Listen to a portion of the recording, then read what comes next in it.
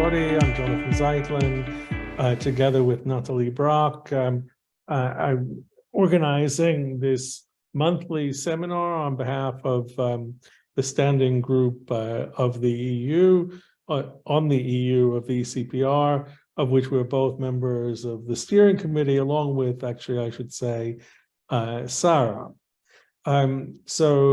Today we have a presentation. The title has changed to the digital turn to public service provision to migrants and asylum seekers during COVID-19, a coordinative Europeanization approach to humanitarian duty.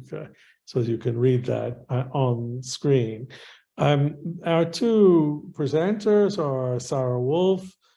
She's director of the Center for European Research and reader in European politics and international relations at Queen Mary University of London.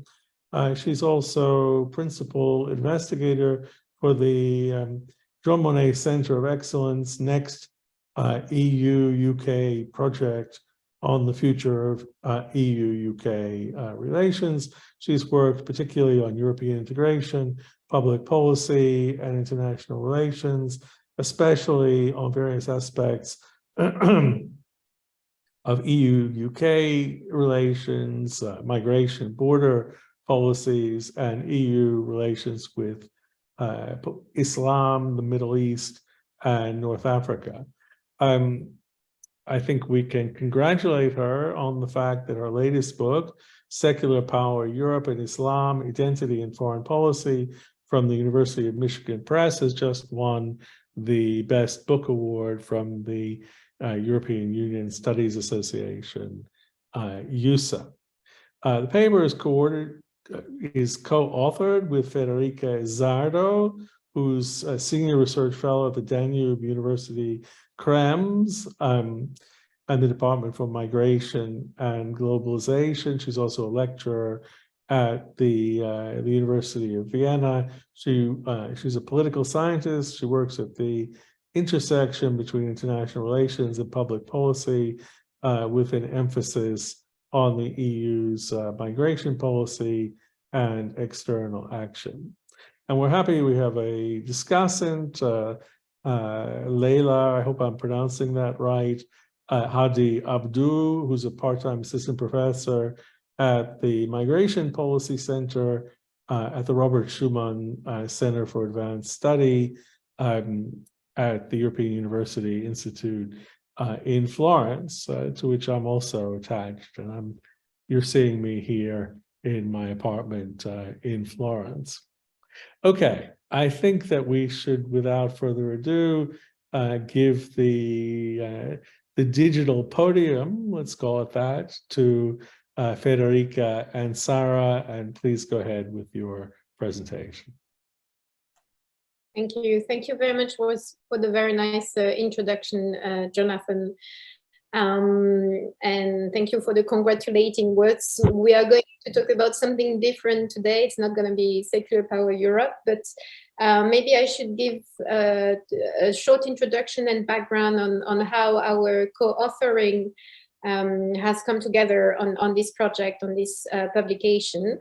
So I'm actually currently part of a project which is led by the Norwegian or funded by the Norwegian Research Council, which is about understanding the evolution of practices and languages on duty during the pandemic.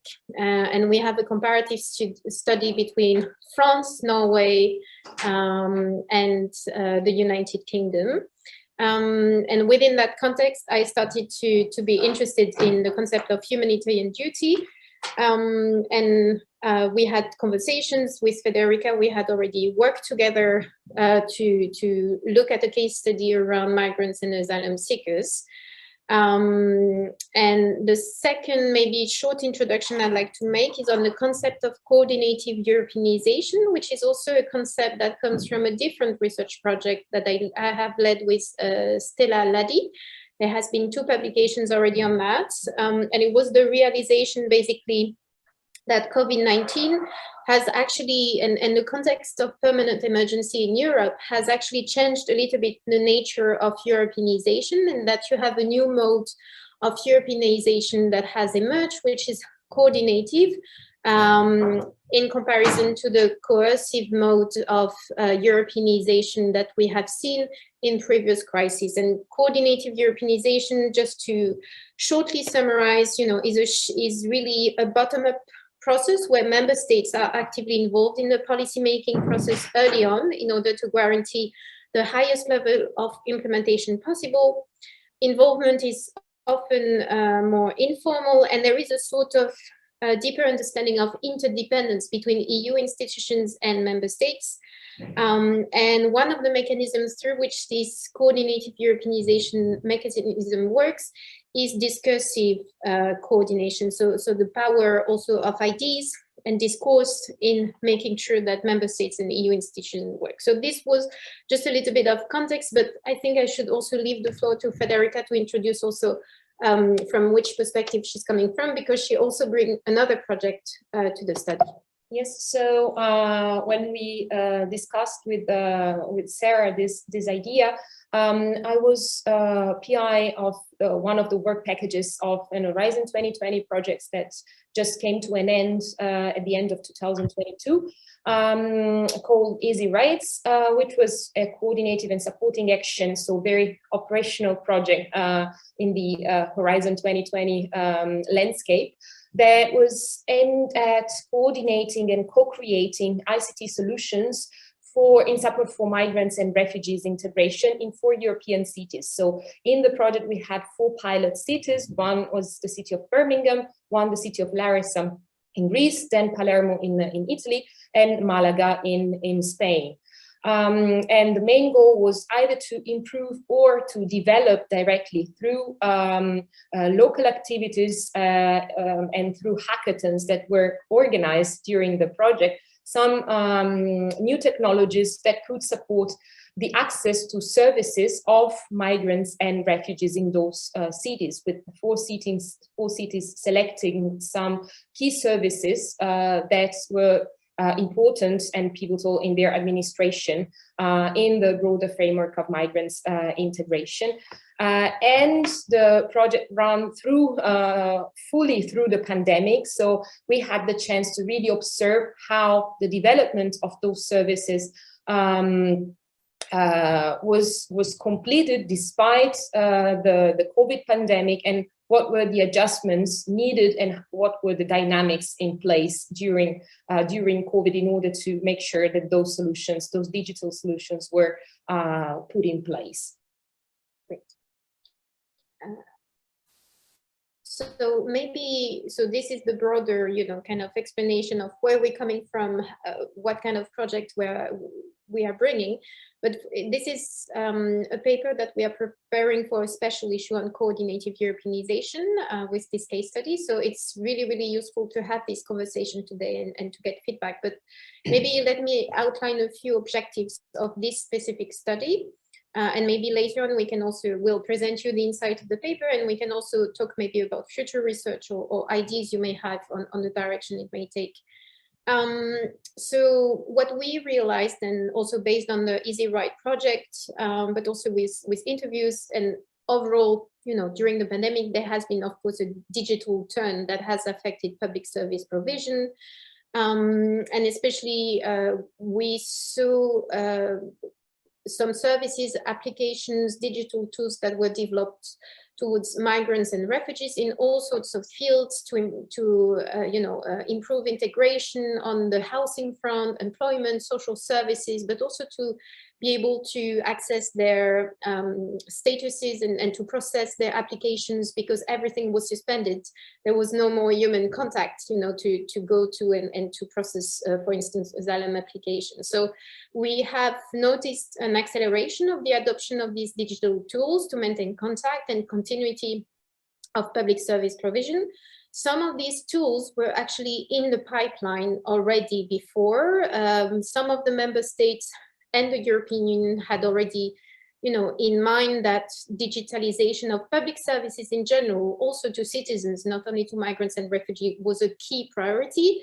But let's say there has been really an impetus that was given by the nature of the crisis and the situation. However, in this paper, more specifically, we tie in this conversation, this example, to try to understand whether this digital turn of public services that have been accelerated in their provision to migrants and refugees is an example of coordinative Europeanization. So what I just described earlier, which is a sort of bottom-up process where there is way more coordination between member states and EU institutions, which is more informal, and that is actually works through a process of discursive Europeanization. And again, I would encourage you to read the work we've done in two different studies with two different papers with Stella Ladi, but I can also answer your questions later on. So we decided to actually pick 4 countries to compare them, France, Italy, Greece, and Spain. And already you can see that they come from different traditions. We are in an area as well when it comes to migration and asylum where it has been difficult to Europeanize overall. If you're familiar with the common European asylum system, for instance, there hasn't been many reforms since 2013. And in the field of migrant and refugee integration, it's really the member states are usually the gatekeepers. But here you see that the choices, and I think that's how we can justify also the selection of the case study, is that we have 2 countries that are quite centralized, so France and Greece, and then Italy and Spain are more decentralized, which also help to understand whether the political setting, the domestic political setting, has an impact on coordinative Europeanization through this case study. In terms of methodology, we've done so far 13 interviews, and there has been also some participant observation. So that's the objectives. Maybe in terms of context, I already said that these initiatives were not there, by magic on the day of the pandemic, but they were already in the pipelines at EU level and member states level. So there has been, here you can see, a series of declarations and strategic documents that had been developed since 2015 at EU level and very much linked to the single market strategy. And of course, now we speak about digital Europe. It has really taken up a different shape with the pandemic and was one of the leading initiatives of the President von der Leyen, and also explained in her State of Union declarations.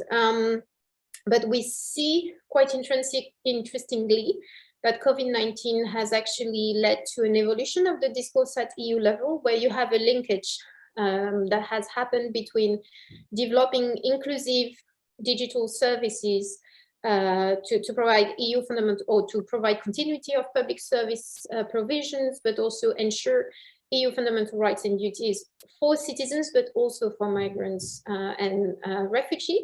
So that's an evolution, because I think before that, the discourse at EU level on humanitarian duty and maybe more solidarity was mostly linked to or directed to member states, but here there is an evolution towards individual citizens, and to some extent in our field to migrants and refugees, even though it's debated as well and contested, but we will talk about this. What is interesting also is that most of these initiatives in the case study that we developed have not only been accelerated, but have also been part of the implementation of the decisions taken during COVID-19. And I'm thinking about the RFF, the Resilience and Recovery Fund that has been implemented at national level.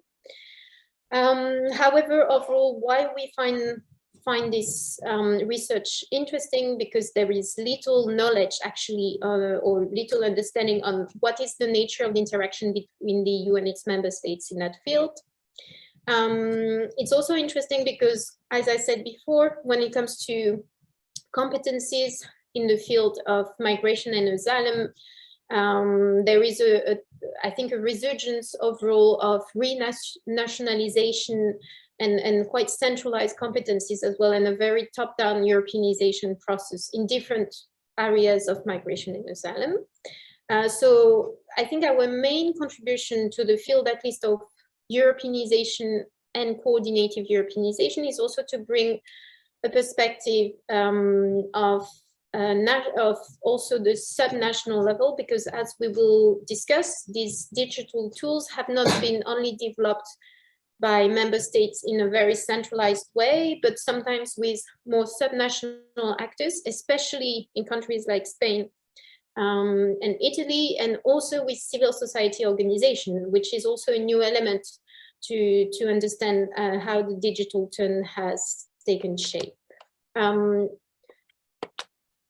Yes, in terms of approach that is taken in the paper, we look at the process of discourse. I think the case has already been made in the literature on Europeanization, that discourse can be a powerful tool to frame strategically, of course, your objective, but also that within the domestic or subnational level, actors can also mobilize and strategically use Europe to achieve their own objectives, or to find sometimes some legitimacy to their actions. And we will give you a few examples later on, but we had in our interviews, Europe was really mobilized also in the discourse by some actors to sometimes even bypass actually the national level and to be able to move on in their digitalization, which was quite interesting.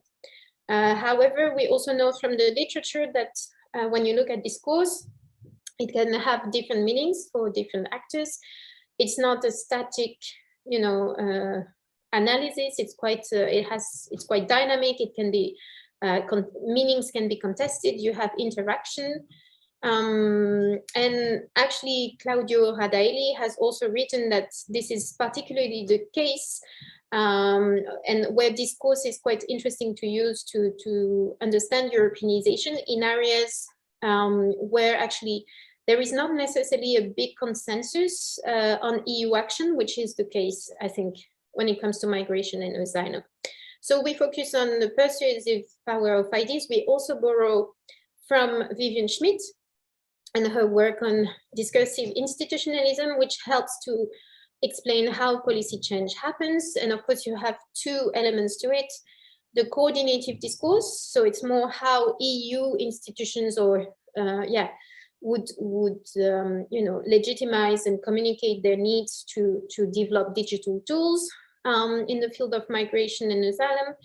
And then you have the communicative discourse, which I think is interesting, is how then the institution communicated to its audience, to its other multi-level stakeholders. But I think our added value here is actually to look at discourse also as a practice by subnational actors who are able to influence it and to co-constitute the discourse through their own bottom-up, let's say, contributions.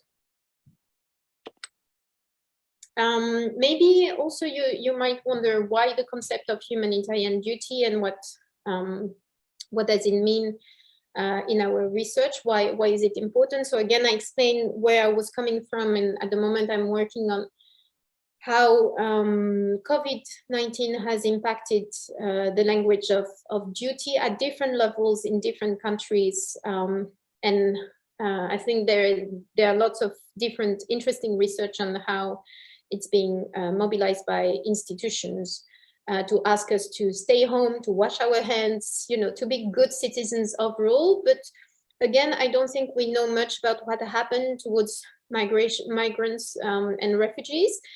So here you have a little bit of context also on this discourse and how it has evolved. So before, I think, and I forgot to say that one of the key concepts of coordinative Europeanization is also inter-crisis learning. So it's also important to look at what happened before. And since 2015, actually, the discourse on humanitarian duty has been mobilized by EU institutions to legitimize and justify the expansion of its competencies in rescue at sea, particularly at the time of the Syrian crisis. You might remember there were debates about revising the mandate of Frontex, which became actually evolved from a European border agency to a European border and coast guard agency. And there has been, there is evidence of this discourse being mobilized. You might find it under terms such as duty to protect or duty of care and rescue as well in the literature. Overall, the literature in migration scholars also see that this concept can also sometimes go against the rights, I would say, or of migrants and refugees, that they're not always inclusive, that they can be discriminatory, especially if you look at algorithm, biometrics, and of course there is the whole literature about surveillance, which is very important. So I think the role of digital tools within the space of humanitarian duty discourse in migration and refugees is contested.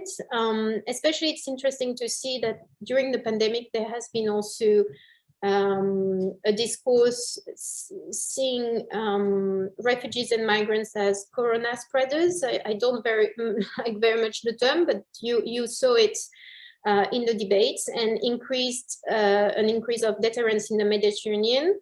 And actually the humanitarian, in a way, states have tried, at least around the Mediterranean, to escape their duties towards refugees, so-called humanitarian or cosmopolitan duties, which I think is a little bit the context within which we look at discursive coordination. I wanted also to add another aspect of the whole debate. Maybe it's too much in this paper, but I found it interesting also that when we speak about migration and asylum seekers coming to Europe, it has been increasingly a digitalized in many ways. And some research also speak about, and I'm quoting Gillespie and all, they say the passage to Europe is a socio-technical, embodied and imaginative process comprising fears and hopes for a new life, but it is a digital passage to Europe because you have migrants and refugees using apps, you know, and social networks. You have the smugglers who might actually identify also, you know, potential victims as well, or clients. I don't know how to phrase it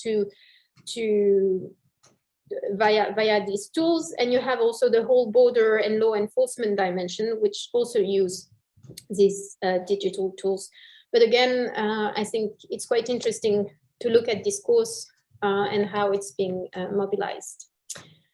Now, in terms of, so I mentioned earlier the importance to look also at the discourse, how it is being communicated by EU institutions. So in the paper, we've analyzed some of the official discourse of EU institutions, especially the European Commission, commissioners, when it comes to discourse, and how the pandemic has affected it. So you have an action plan on integration and inclusion that had a clear focus on duty.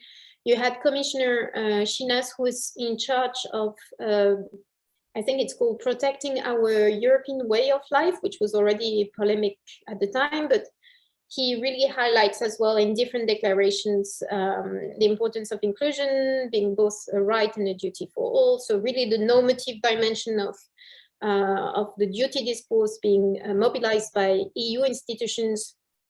And I think, again, as I mentioned before, what is interesting is that discourse of duty was in prior crisis of so-called crisis of migration and refugees was mobilized towards the member states. So you might remember the relocation conversation or discussion about asking EU member states to relocate some Syrian refugees from Greece and Italy to other EU member states. It's not been particularly successful as a strategy for different reasons. You had the discourse also on solidarity then, but here with the pandemic, you see a shift from an evolution, let's say, of this duty discourse not being targeting and talking to only EU member states, but actually to everyone, to citizens. And I think you see it also, you know, it's quite an interesting shift. You see it also when we think about the Ukraine crisis or about the energy crisis. It's about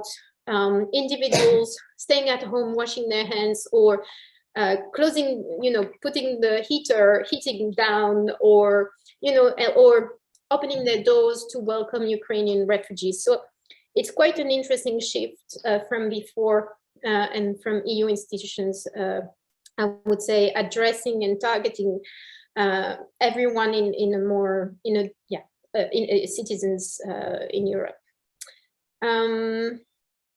Yes, and you see also in the different plans and strategy still that these digital tools should be mobilized to modernize access to services, create partnerships in co-creation with citizens, so mostly often organized in civil society organizations, and that they want to have more human-centric digital tools, and that everything, this duty discourse should serve a greater good cause, which is not up to just EU member states, but also individuals. And I think I will pass on the floor to Federica. Yes. As Sarah said before, we compared 4 cases, France, Greece, Italy and Spain, merging in a way the available cases that we had in our 2 respective projects. We compare, we see that different dynamics are at play here. So in France and Greece, we have not only we have 2 countries where with a centralized system of the governance of integration, but where the levels of digitalization of the administrations were different. So with a medium to high level of digitalization in France to a quite low level of digitalization in Greece. So for instance, in the case of France, we saw that digitalization plans and strategies were already there, targeting migrants and refugees were already there before the start of the pandemic, because in 2018, a prefect was nominated to lead an interministerial delegation for welcoming and integrating refugees. And we saw, interestingly, that in the letter for the nomination of this prefect, the discourse really mobilizes Europe as a legitimizing strategy. So where the letter mentions that the integration of refugees is one of the main challenges that the French government is trying to overcome, and in a direction that wants to place France as a leading actor in Europe and in line with EU strategies. And this is backed by a strong discourse around duty, where we saw many times reflected in the documents and in our interviews that France must meet the appointments with integration that Europe launched. And this should be done by everyone, by local administrations and service providers. So a plan was already there and started being remobilized or accelerated at the start of the pandemic, with the strong mobilization of the European discourse on duty towards migrants and refugees. The level of digitalization of public services in Greece was seen since the beginning, at the onset of the pandemic, as one of the main challenges in Greece. And we saw that the pandemic gave the possibility to Greece to embed digitalizations in broader European digitalization strategies. So the integration of the so-called Greek digital Bible, this is how the Greek digital strategy is called, into the National Resilience and Recovery Plan, activated a plan that had been on the table for years, but could not be but that could not be really implemented in any way, with the objective then to implement the digital by default mode by 2023. So despite those two different starting points, we saw that on the one hand, in France, we had a strong acceleration of all the activities at the beginning of 2020, of course, triggered by COVID, where the youth discourse was important for the central government to coordinate and group together the local initiatives, because what we saw is that although the central government reactivated the strategy, there were a lot of local initiatives at the subnational and even sublocal level. And here, when we talk about sublocal, we talk about small projects led by NGOs and sublocal actors. And the youth discourse was useful for the government to justify the fact that the main platform for refugees and migrants, the digital platform for refugees and migrants integration, that would have been from that moment on the reference tool for providing information and providing services to migrant integration, would have been the one launched by the interministerial delegation. But the discourse on duty and the reference to the EU was useful to coordinate and keep together all those local initiatives, not to avoid dispersion, to ensure sustainability, and to accelerate the implementation of this platform. In the same way, also local actors were important were present in the governance of integration, of migration and integration in Greece. And we saw that the central government in Greece started calling for a duty to act together vis-a-vis local administrations in order to keep together and then make the most of the local initiatives, but in a certain way, direct top-down the digitalization of services for migrants and refugees. We saw during the Easy Rights project that we had a moment of stalemate at the beginning of 2020, when the first hackathons and activities for co-creation of digital solutions, when they had to be launched. We saw a moment of stalemate because there was no support by the national government.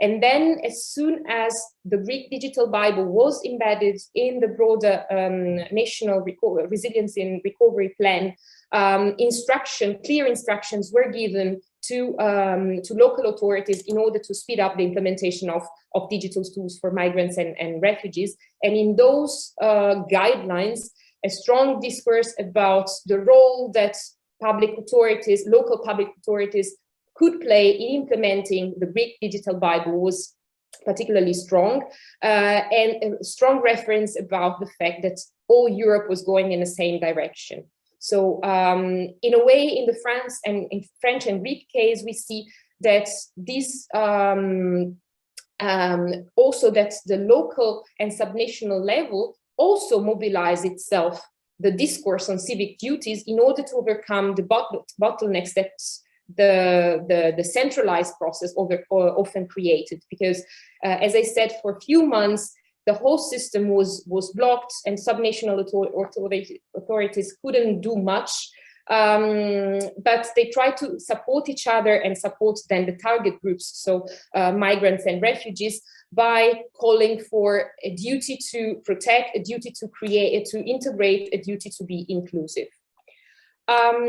In the case of Spain and Italy, we see a completely different trajectory of Europeanization.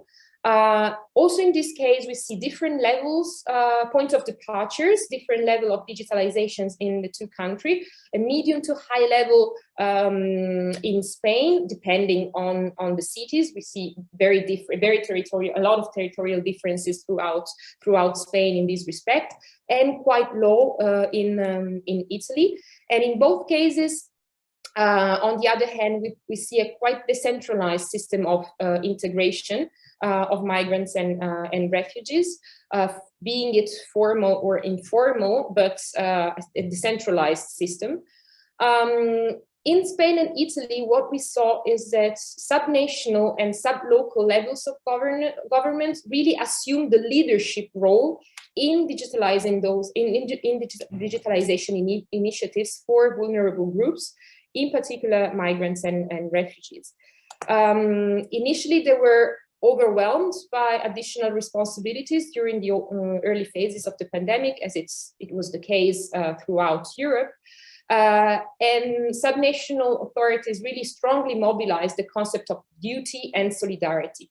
So in many cases, we had many interviews and observations where the main call at the beginning of meetings to activate those hackathons were about, we have a duty to act together, Europe is going in this direction, we are all in the same boat, and we have to try to digitalize to improve inclusion.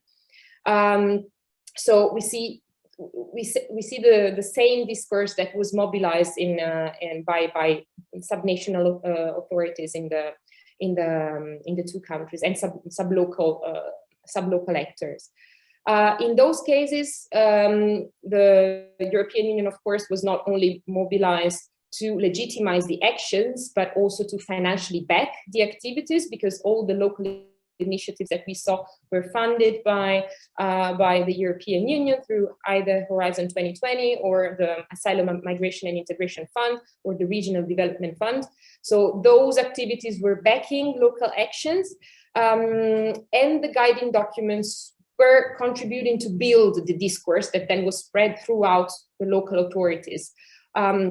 So many of the keywords that were used in those programming documents that are rather operational then feeded the discourses that were used to coordinate workers and civil society organizations to speed up the process of digitalization of public services. In those cases, we also saw a lot of informal coordination that took place, and a lot of learning practices, because subnational actors relied a lot on sharing good practices either through within the country or with countries outside of or with countries outside of Europe, outside of the country. So with some tandems between local authorities within the country or outside, and in some cases, some informal fora for dialogue were created exactly to coordinate first the local level, and then to make sure that initiatives at the local level could reach the national level to then push the national level to speed up digitalization at the level of the whole country. So, for example, some platforms were informally created in Italy, connecting together all the municipal councillors in charge of delivering public services, or, for example, in Spain,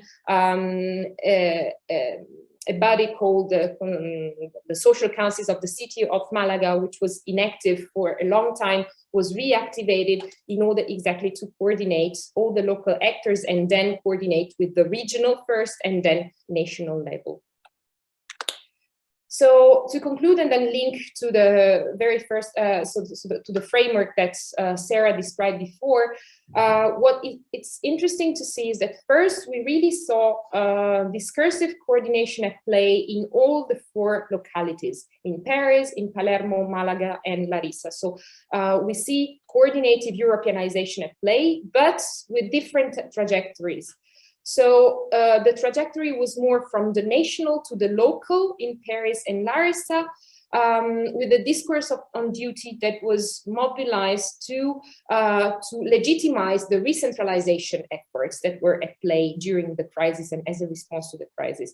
While the trajectory that we see in Spain and Italy was rather from the local to the national and then up to the European, with sometimes local authorities try to bypass the stalemates at the national level to be backed in their initiatives by the European Union.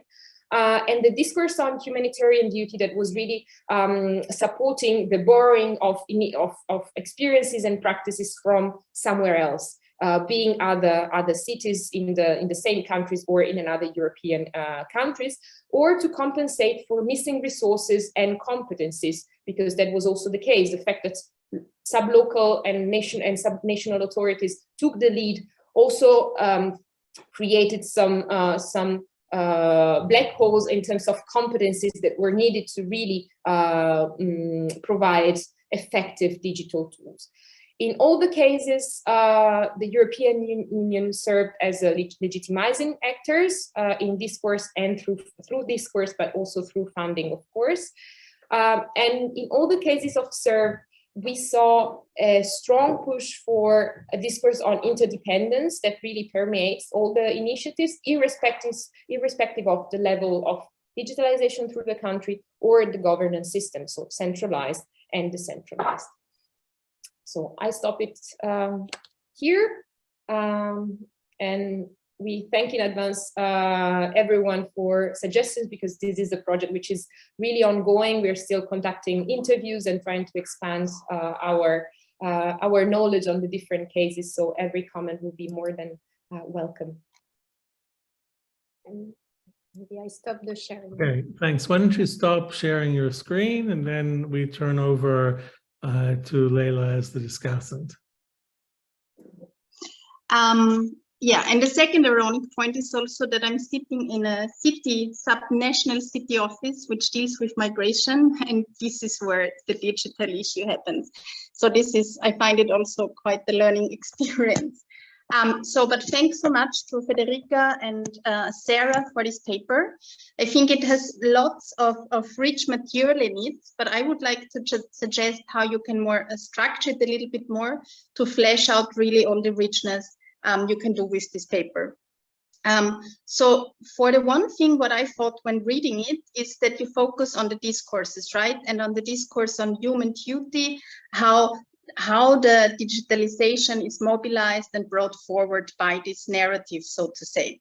And I found this interesting because when you think about migration control narratives, right, there you also have a very moralistic language, which is about values, but then in the end it's about surveillance. Here, if I understand well, the narrative of human duty is also to act as a service provider to help vulnerable groups. And I think this is also where it connects, that I think what the paper should do more to make clear what the role of digitalization is. Who uses it, for what reasons, in terms of, is it about migrant integration? Is it about really guiding these vulnerable groups during COVID? So this wasn't really clear when reading the paper. And I think, especially since you look at the subnational level, right? And the cities who are often service providers, I think you should make that clear and also focus on these terms of service provision. So this is one point I had in mind, given also which type of localities you select. And also in terms of the localities you select, and you want to explain Europeanization and digitalization, for me it also would make sense to explain more, or to have a more comparative method, in the sense that now was still, I think you could strengthen it a little bit, saying why these cases and why these cases help you to understand digitalization. So you mentioned that some of them are more centralized. You mentioned the role of the subnational levels as leaders, but I think you could also formulate several expectations, what you expect to find according to these countries and subnational localities. Also, is it more a top-down digitalization or a bottom-up? Because in some instances, you also mention like more individual or migrant actor centered digitalization and apps. So I think this is also something to take into account, to formulate some expectations why you would see some differences. Also, what you mentioned is another thing, is about the so also another thing what is about the learning from each other. So this is another issue like I want to hear more and learn more about, and I believe there is very rich data you have on this, but it needs to be teased out more in the paper. So do these cities also learn from each other, or is it the learning across the nation states? and what's the role of Europe in this sense? Is it always intervening when they learn from each other, or is it, yeah, so who steers this learning across the localities? And I think also when I thought about my own example now, being in a city authority who deals with migrants, it's also, I think, one part of the explanation is how is digital support and digitalization managed? So is it centralized within these localities, or have these migration agencies their own power to exercise digital programs? So I think this really makes a big difference. Another thing is also with the relationship with the state, when the local level or subnational level implements national policies, are they then able to have their own digital programs, or is it steered by the nation state? I think this also explains a lot. Then you mentioned also in terms of the funding mechanisms. And I think this is a really nice example, which you really could strengthen much, much more. This soft Europeanization through this funding means that you have really, you push these different localities towards the very same goals through the funding in a very soft way, that they then, we see a soft convergence, so to say. I think teasing this out, what funding really means, and compare this in terms of outcomes, I think would also be a path to go about. I also want to hear more about the outcomes of this digitalization, because when I really think, okay, you look now at Europeanization, but I think we shouldn't forget, and you should link your paper to all the big debates about digitalization, namely the digital divide. How is this taken into account, right? When digitalization happens, what about gender dimensions, but other terms of especially when it comes to vulnerable groups, about their access. So I think these are questions that need to be teased out more.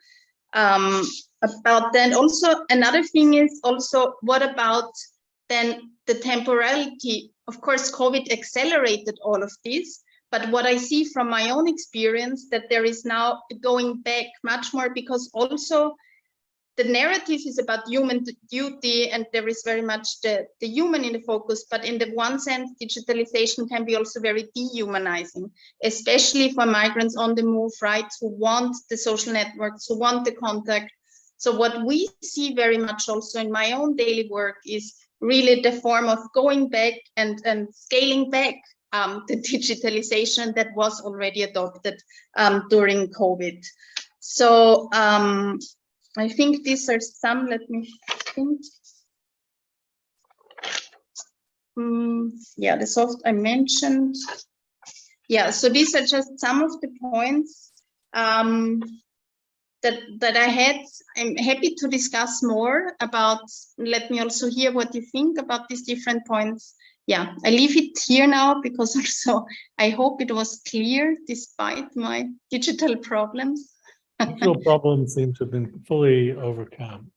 So before I give the presenters a chance to respond, I thought I might add a comment of my own, and then Sarah and Federica, I'll give you a chance to respond, and we'll open up to Q&A with the audience. And it will be possible for people in the audience to put on their cameras and unmute and ask their questions directly. If you're not in a public place and you can't do that, you can put your questions in the chat. I see Stefania wants to come in. I'll come to you shortly. So Sarah and Federica, I wanted to take up the conceptual question of coordinative Europeanization. And I have to say this raises two puzzles for me. One puzzle is the question, especially if you emphasize the discursive dimension of coordination, and perhaps the availability of some funding, which might help to support voluntary convergence by member state actors around common objectives or approaches.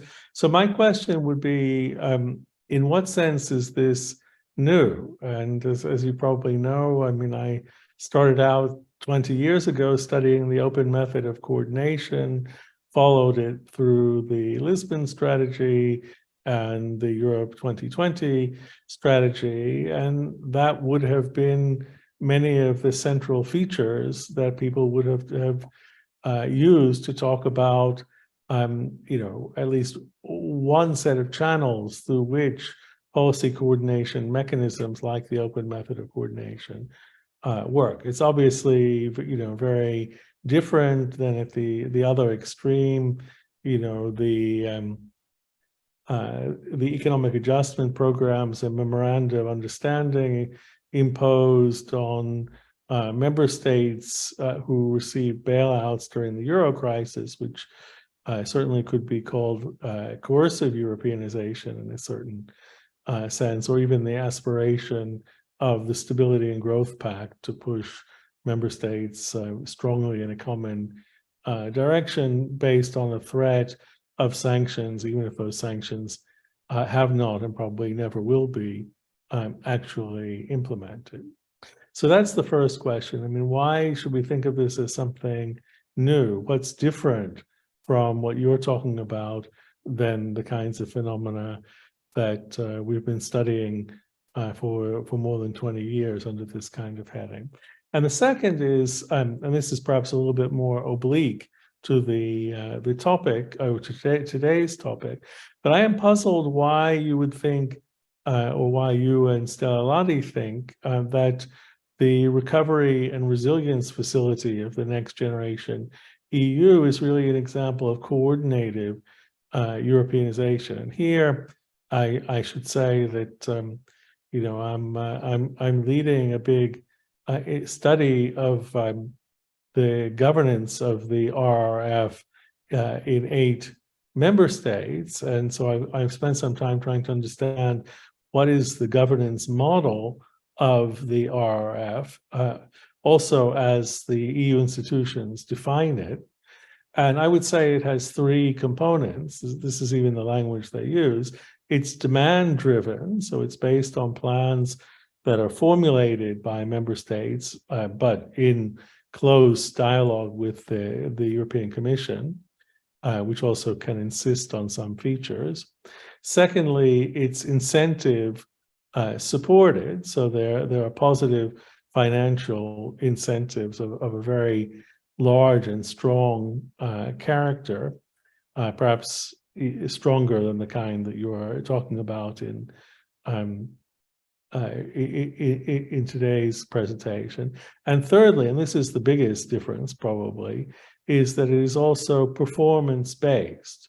So the payouts are based on the fulfillment of so-called targets and milestones, which are very precisely defined down to the kind of verifying documents that are required, and these are tied to the approval of payment requests by the member states, which you know then also have to go through the council.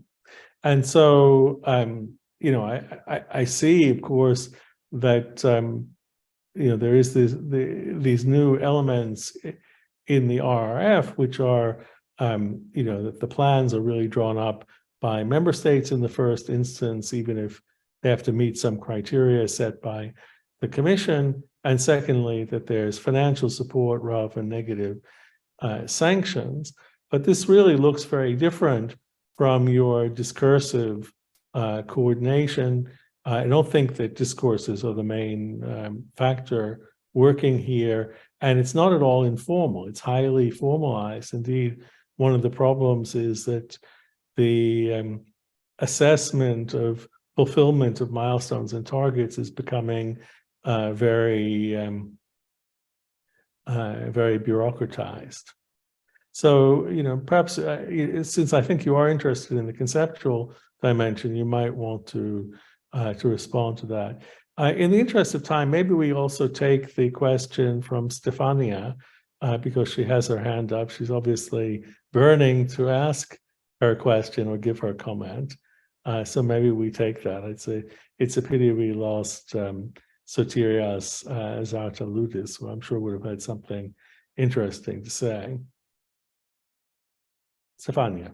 Thank you very much, Jonathan. It's a pleasure to be here and to listen to this research presentation by Federica and Sarah, and I thank you very much for having jumped into the discourse and research on migration and humanitarian duties with your contribution, your research. I have three comments, basically. One comes from what I have had. I apologize, I was teaching and then I lost the first 5 minutes. Then probably I did not grasp correctly the goal of your research, and therefore I will skip the first part of the title and I will focus more on the second part of the research, coordinative Europeanization approach of humanitarian duty. My question then on humanitarian duty is, how are you conceptualizing and defining humanitarian duty at EU level?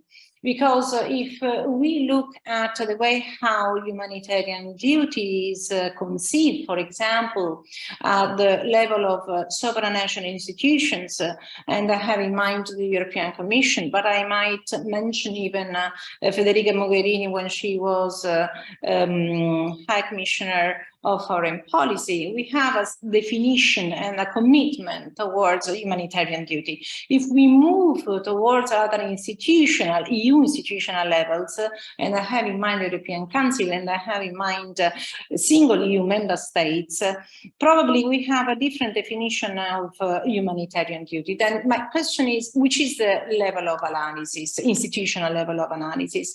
What I have in mind, for example, is the fact that if we look at what has happened in Italy recently, there has been a change of sense-making of, for example, you were mentioning the search and rescue operations, maritime operations. We have assisted at a change, a completely change of political definition of maritime operations from humanitarian duty to intervene to a sort of non-ingerence in the control of the Mediterranean Sea when there is the Libyan Coast Guard that has the duty to intervene. Of course, I am using the brackets, okay?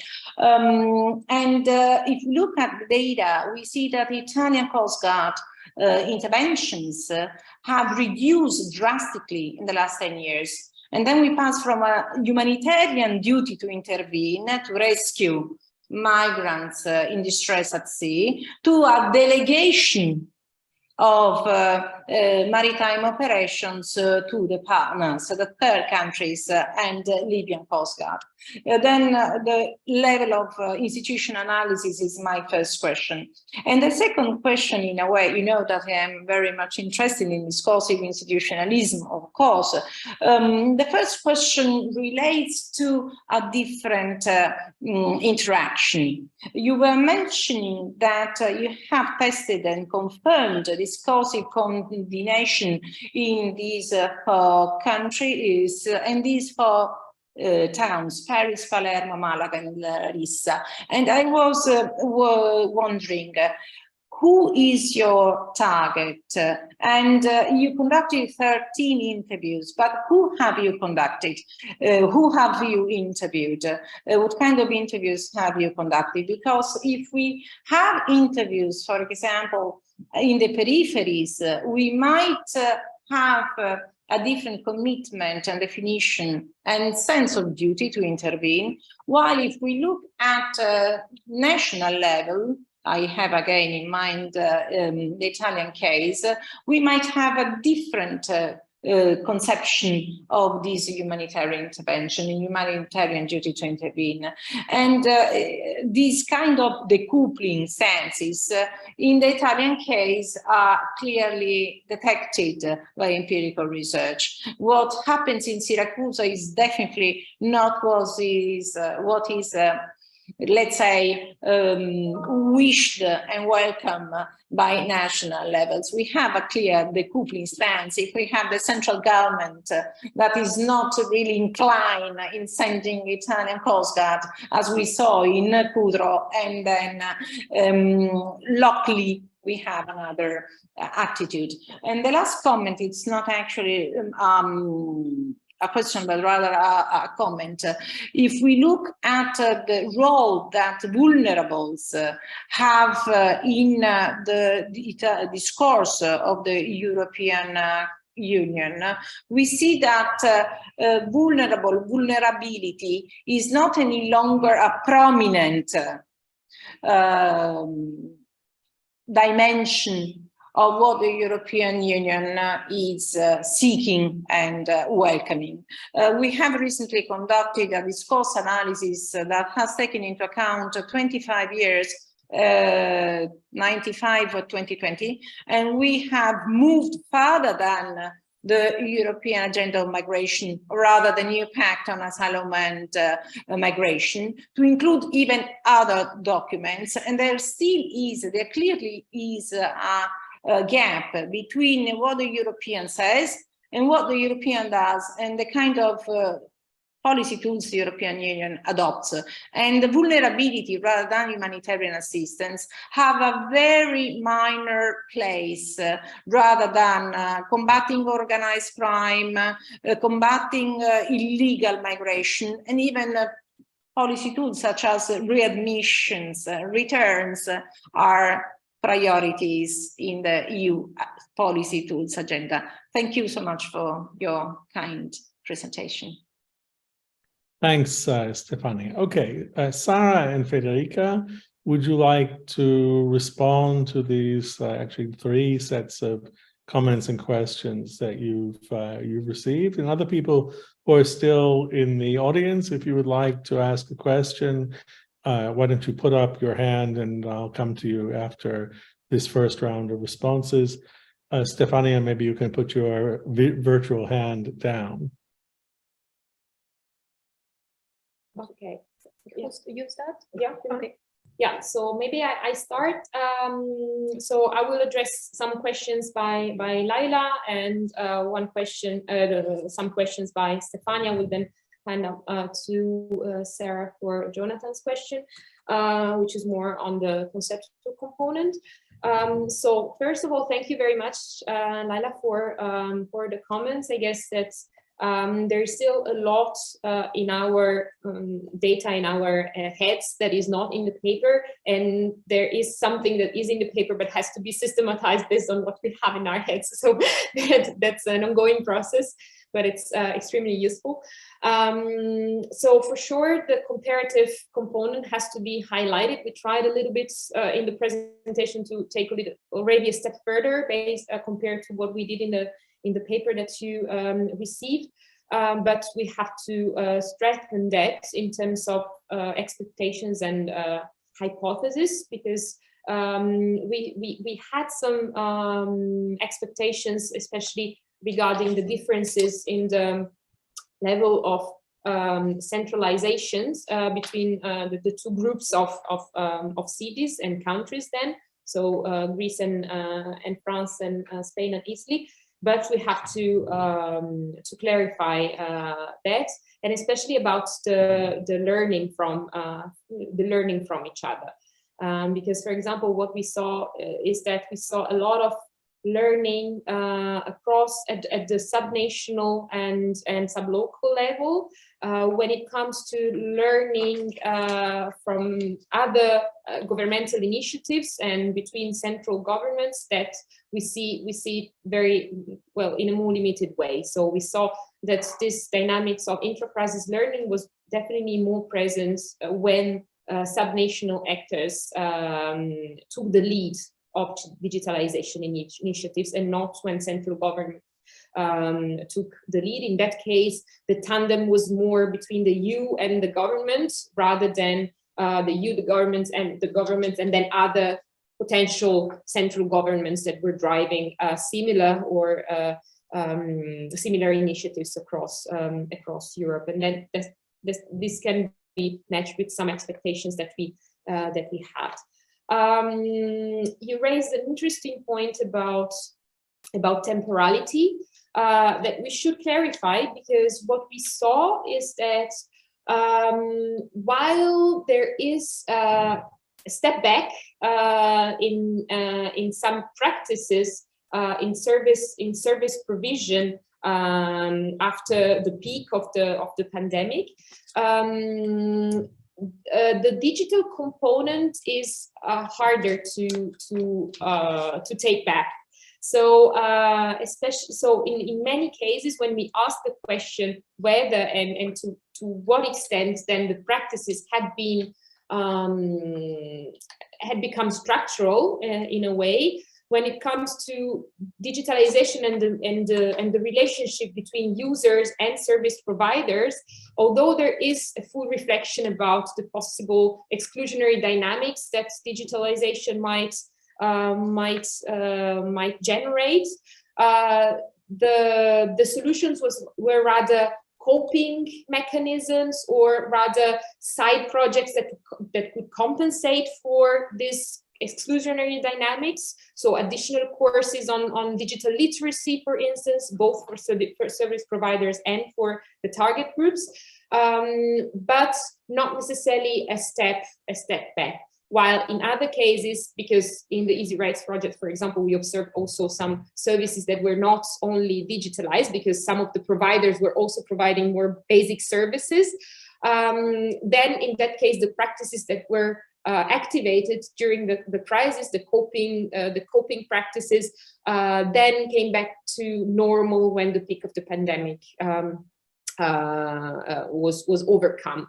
But in the case of digital tools, we didn't see that. But we expected that. But the reality actually contradicted a bit what we saw. So it's interesting probably to talk about this dimension.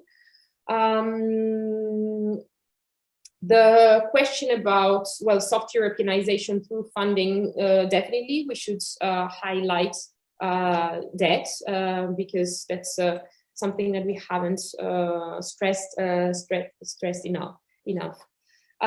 Concerning the question by Stefania about interviews, we are conducting interviews at both levels, so at the national level and at the municipal level. Here we're talking, so for example, for the cases of Malaga, Palermo, Larissa, and Paris, we're talking about local authorities at the municipal level, or NGOs and sublocal actors acting in the city. So either the job seeking service of the city of Palermo, the social service department of the city, and so on and so forth, and comparing that with, of course, then the interviews that we are conducting at the national level. So for Italy, for example, also the Ministry of Labor that is in charge of this platform that is still very basic at the national level for the integration of migrants. So we are trying to compare the discourses between the two. It's true that, and we should probably highlight that in the definition, that the discourses are the same in the sense that are mobilizing the sense of duty, but there are some nuances in the way duty is defined by the local and or by the subnational and by the central level. But we're trying to, of course, we started from the municipal level, so the local level, because we're exploring service providers which were municipal authorities and local service providers, but then we took another step and set up interviews also with the national levels in the different countries observed, exactly to try to match this to the findings and see where the discourse were aligned and where the discourse were not aligned, and rather taking another direction or have another meaning. I leave then the floor to Sarah so that she can take up. Sorry, I have to apologize. I had to escape for a minute. We are in the middle of a demonstration in France against the pension law that has been forced through by President Macron. So I had to escape and to manage the emergency of demonstrations, but it should be fine.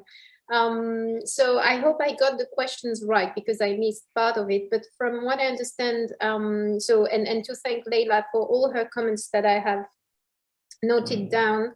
I think these are very important elements to think about: the comparative methods, what we expect to find in terms of digitalization, and I think in justifying the case studies and why these different countries matter, I think. And of course, I think the most important thing for me is, as you said, compared to, and I think Stefania also mentioned this discourse, who are you studying, what level of institutional analysis, because I think as migration scholars, we are used to a humanitarian discourse that is not, that has been instrumentalized or strategically framed to legitimize more restrictive approaches of law enforcement. So I think what we could clarify, and maybe it answers also Stefania's question, is, what is in terms of interviewees. So mostly we've been interviewing people who have been involved in the development of these digital tools at the subnational level. So maybe this could be clarified from the onset, because I think it's a different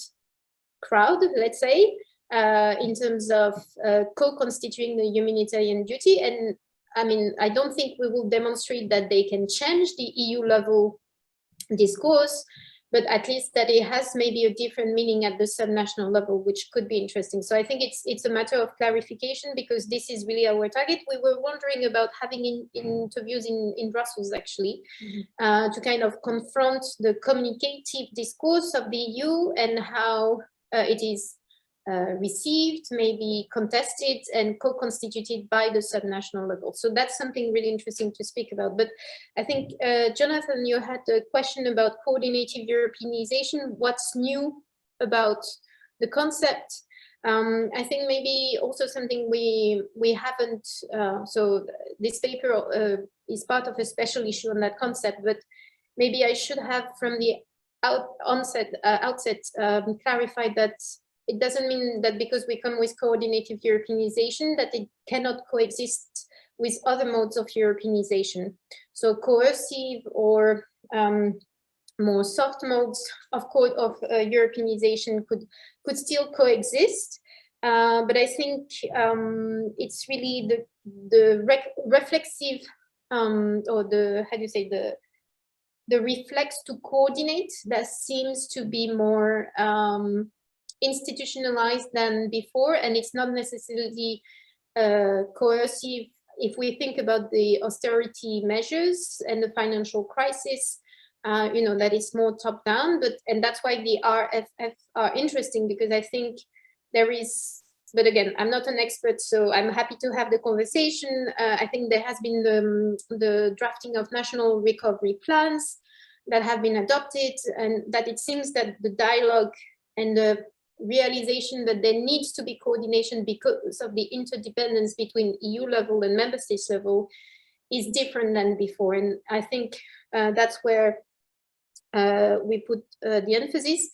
And also, I think the element of permanent emergency, which makes this coordinative reflex more natural, more institutionalized, but sometimes also more informal. Yes, in the first papers, I remember we give the example of the capital commission networks that had developed at the time of the pandemic. So I think it's also the high capacity whenever there is a decision to be made to consult, to coordinate more quickly. And sometimes it doesn't mean that we come up with new solutions, but it accelerates the adoption of prior solutions that were there. So I think that's my answer. I'm not sure if it's entirely convincing, but it's how to design policy solutions together as well. And I think our study here on top of everything also adds up the subnational element to this mode of coordinative Europeanization. Thanks. That would be a much longer discussion about what you would really need to do to make this a robust concept that could, let's say, fly and travel across different areas and take its place in the broader debate about different modes of EU governance and Europeanization. Is there anyone else in the audience who would like to ask a question or make a comment? I think if not, it just is left to me to thank the presenters and the discussants and the other members of the audience. I should say that Natalie had warned me that she would have to leave early for another engagement, so that was not for lack of any interest. Okay, so our next session is going to be on the 20th of April. The speakers are William Daniel and Andrea Aldridge, with Johanna Cantola as the discussant, and the title is Contagion, Socialization, or Kinship, Quotas and Gendered Career Differences in Transnational European Party Families. So it's a very different kind of topic, although I think one where discourse and contestation of discourse will probably be very central as well. Okay, thanks to everybody, and maybe see some of you next month.